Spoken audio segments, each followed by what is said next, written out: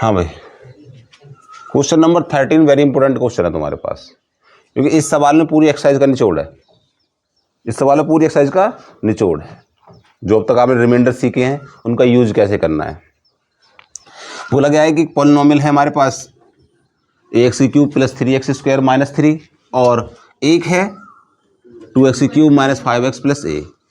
जब हम इन दोनों पॉलिनोमियल को किससे भाग दे रहे हैं, x - 4 से, तो एक तो रिमाइंडर बच रहा है r1, एक बच रहा है r2, यानी इसके लिए तो r1 बच रहा है और इसके लिए कितना बच रहा है r2। ठीक है, दोनों ही के लिए a का मान फाइंड करना है। किसका मान फाइंड करना है, a का। जो हमारे पास कुछ कंडीशन दे रखी है, किसकी कंडीशन है, r1 और r2 की। पहली कंडीशन है कि जब r1 बराबर r2 हो जब a का मान फाइंड करना है।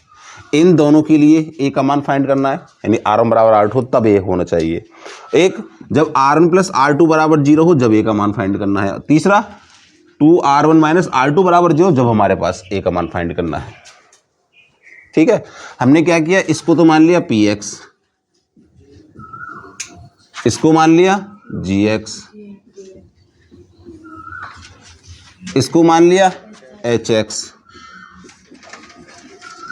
ठीक है, px के लिए रिमाइंडर कितना है r1, gx के लिए रिमाइंडर कितना है r2। तो यदि हम लें कि hx जिससे भाग दे रहे हैं बराबर 0 मान लें, तो x - 4 बराबर 0, तो x बराबर कितना रखेंगे 4, कितना रखेंगे। ठीक है, पहली कंडीशन है px बराबर ax³ + 3x² - 3। x बराबर 4 रखने पर p4 कितना मिल रहा है रिमाइंडर r1 कितना है, तो यहाँ पर सब जगह क्या रख दो, 4 रख दो। a × 4 का क्यूब - 3 × 4 का स्क्वायर - 3 बराबर r1। यहाँ हाँ ठीक, a 4 की क्यूब + 3 4 का स्क्वायर - 3 बराबर r1। 4 × 16 चौके 64 a + 4 × 16 48 - 3 बराबर r1। 48 में 3 गए 45, 64 a + 45 बराबर r1। एक तो कंडीशन ये बन गई r1 के लिए। अब निकालो gx कितना माना हुआ हमारे पास, 2x³ - 5x + a। तो g पे अगर 4 रख दें, x के प्लेस पे क्या रख दें 4, तो रिमाइंडर कितना मिलेगा r2। यहाँ रख दो, 2 × 4 की क्यूब - 5 × 4 प्लस का a बराबर r2 लेके चलेंगे। 4 × 16 64 64 दूनी 128 128 - 20 प्लस a बराबर r2। 128 में से 20 गए 108 प्लस a बराबर r2। अभी हमारे पास सिर्फ r1 और r2 आए हैं, r1 और। अब हम इन तीनों केसेस में a के मान निकालेंगे, तीनों केसेस में। तो पहला केस बनता है तुम्हारे पास, पहला क्या बनेगा, फर्स्ट है इफ r1 = r2। अब यानी कि दोनों क्या हैं, बराबर हैं, दोनों की वैल्यू रख दो। वैल्यू रखने पर क्या मिलेगा, 64a + 45 बराबर 108 + a बराबर हो गए। इस a को इधर ले आओ और 45 को इधर ले जाओ। 64a - a = 108 - 45 कितने बचे 63 = 108 में से 45 गए, 8 में से 5 गए 3 और 10 में से 4 गए 6। यहाँ पर a बचेगा।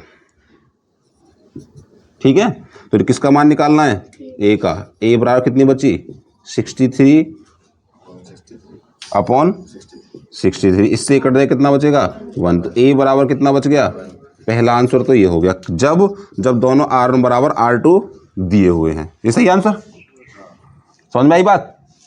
अब दूसरी कंडीशन, सेकंड कंडीशन है इसकी कि r1 + r2 बराबर कितना है 0।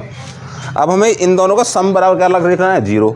R1 की वैल्यू है 64A प्लस 45, इसका मान है 64A प्लस 45 प्लस R2 का मान क्या है 108 प्लस A, 108 प्लस A बराबर कितना है 64 और 1 65 A प्लस 5 और 8 13, 6 10 और 4 14 और 1 153 बराबर 0।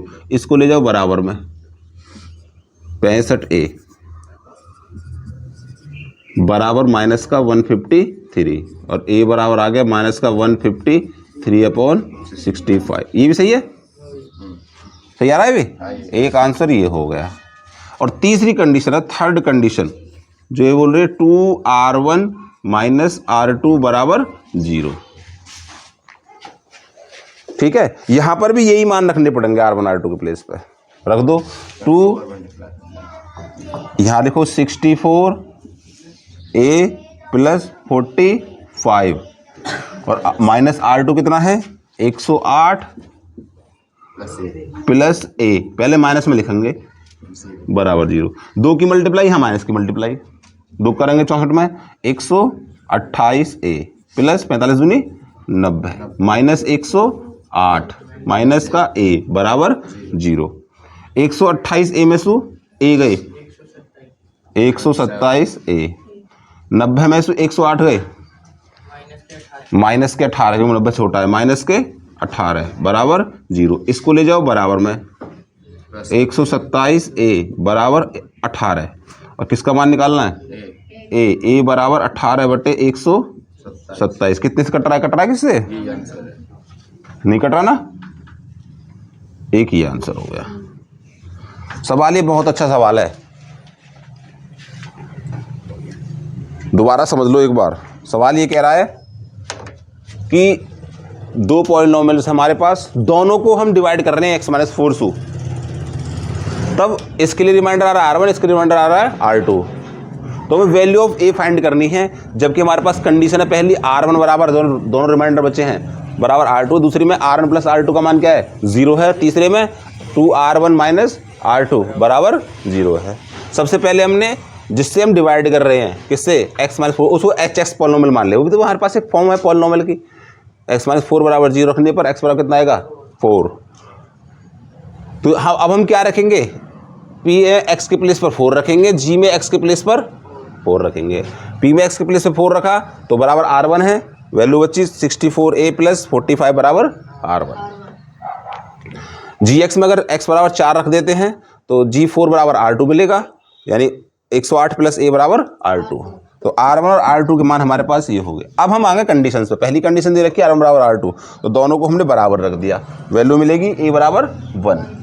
दूसरी कंडीशन है R1 प्लस R2 बराबर 0, दोनों को जोड़ दिया, जोड़ने के बाद वैल्यू मिली माइनस का 153/65। तीसरा कंडीशन हमारे पास 2R1 माइनस R2 बराबर क्या देगा 0, तो हमने 2 की मल्टीप्लाई R1 में करी, माइनस R2 घटाया तो वैल्यू मिली A बराबर 108/27। बात समझ भाई, गुड, उतारो।